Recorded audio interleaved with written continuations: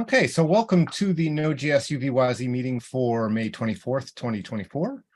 We'll follow our standard agenda. Before we get started, any announcements people would like to share?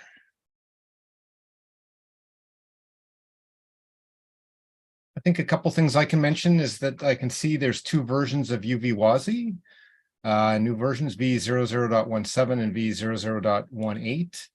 I know that I'm pretty sure, if I'm remembering correctly, v00.17 landed. I was trying to get that landed earlier, and I think I managed to get that one landed. v00.18 is a little bit newer in Node.js itself, but they're both available for other uses. That's, I think, all for announcements. So the next issue is tagged as the WASI preview FD reader, which is 47193, which is an issue where we need an M1 to recreate. I think last comment was Colin had an M1 and was going to take a look, but I don't see any updates on this. So unless, Blaine, you know any different, I don't think there's any updates this week. No, I don't think there's any updates on that. Okay. So then the next issue is the one related to kind of announcements and what's new in uvwasi. I'll just post into that afterwards that we've got those two new releases. The next one is number 200, which is implement for stubbed out socket methods. I think Blaine and I were just chatting before we started the meeting. No updates on that this week. And that gets us to changes to WASI spec and snapshot preview 2. I think that's just more of a tracking issue to see if there's anything really interesting going on in preview 2.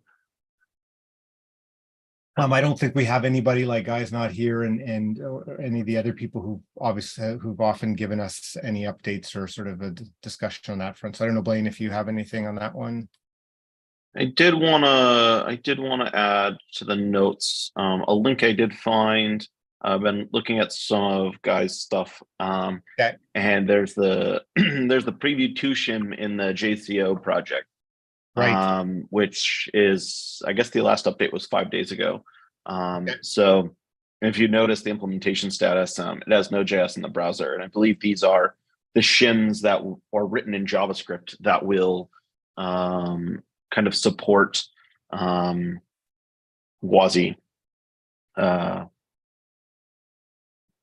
WASI 2, preview 2.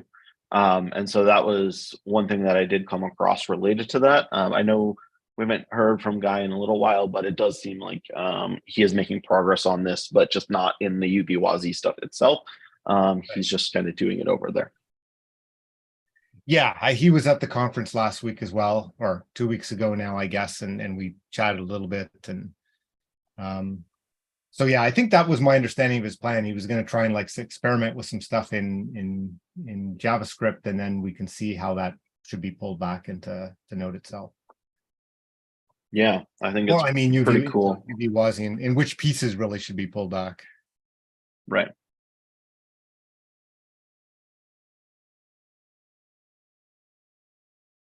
Okay, so I've got that. And I guess that takes us to the end of the agenda. I think there was some discussion I saw. I think related to in the last week's the issue for last meeting around testing and so forth. And it sounds like the issue that Lane, I think you were going to look at it, was at least you and Oscar, maybe, in terms of being able to build libuvwasi as a shared library would be useful for that testing part as well. So it's just thought that was kind of interesting. Yeah, for sure. And I know that Andrew was interested in that when we first brought it up, and he was on one of the first meetings. I'm not sure how everything kind of shook out though in that thread, because it seemed like people were telling Andrew that he kind of went down a rabbit hole that he didn't need to. But yeah, I'm not sure exactly where that ended up.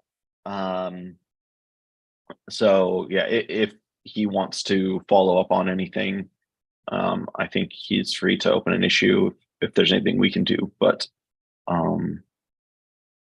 yeah, I'm not, like I said, read the thread, but I'm not sure Yeah. if there was actually an outcome to it. So Yeah, no, I agree. Like whether it was, I think some of the suggestions were like just test with the ones that already consume it. But I just thought I'd mention it because it's interesting as like another supporting use case for the, like, you're asking that it'd be able to be built as a shared library, and yeah, it just makes sense. So yeah, definitely. Still trying to find some time for that. I'm pressed on some of my other open source right now, so yeah, eventually I'll find some time. But I yeah, that's, I mean, it's a pretty, I guess I expected it, especially as people start to use it, right? Because yeah, as soon as I tried to use it, I ran into the problem. I was like, okay, so this is kind of unusable unless you're vendoring it like Node.js does, which a lot of projects aren't going to want to do. So yeah. It's yeah, easier to load a shared library and use the exports. You don't, and in that case, I guess we don't publish it anywhere, but like if it was published somewhere, you wouldn't necessarily even need to build it yourself. So right, and that's what I mean. CMake has some infrastructure inside of it so that it can fetch a Git repo and or find something that's globally installed. So right, it's actually pretty nice where it can be like, if you have it globally installed, use that. Otherwise, we'll fetch it and we'll build it with the project. right, And that's one of the big problems with embedding it in the various tools that the reason that Grain needs it is you often in some sandboxes and stuff, you can't fetch, like you might not have network access, or you can't write to the sandbox, right? And so you need to have all of these dependencies specified in a manifest so that they're installed in the sandbox. And so all of that work will go to support using it in all of those fashions. And I think that that's, like I said, I don't think it's going to be too hard once I finally find time, but it's just finding time.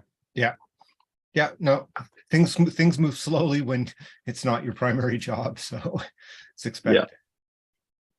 Okay, that's all we had on the agenda for this week. I don't know if there's anything else you want to chat about, or we'll give everybody time back. I don't think so. I do think I don't know the importance of the 0.18, but it seemed like the new macro for Windows might help with something. I know we had some discrepancies between the Unix platforms and and Windows, and I'm not sure if that macro helps with anything to know when things are like standard in, standard out stuff. I'm not sure what the significance is, but I do know that, I mean, it was a significant change enough in libuv to be backported or propagated to uvwasi and stuff. So it's worth looking into if there's anywhere that we needed to use that in the Well, library. certainly it looks to me, at least in part, was driven by an issue reported. Was it in libuv or was it reported in Node itself even? Yeah, so there's an issue in Node that I think was reported against it, possibly with, just seeing. Well, it was reported quite a long time ago, but anyway, yeah, it was reported, so it was driven in part by an issue in Node that should be now fixed once we get that new version. That's awesome.